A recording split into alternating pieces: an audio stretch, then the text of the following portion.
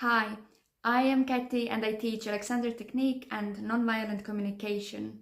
The things that I have struggled with most, and every now and then I still do, are emotional regulation and communicating effectively and honestly.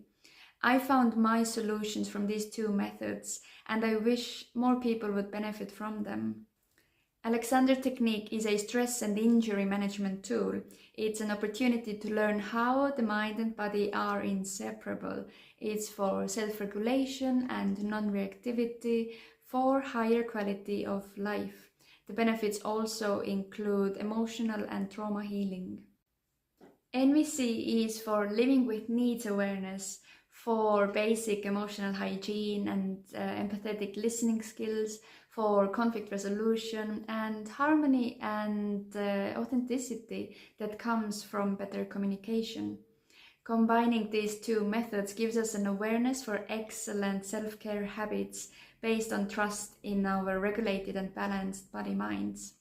I call it body-mind integrity for the quiet stability that this regulated baseline offers for our long-term health and well-being.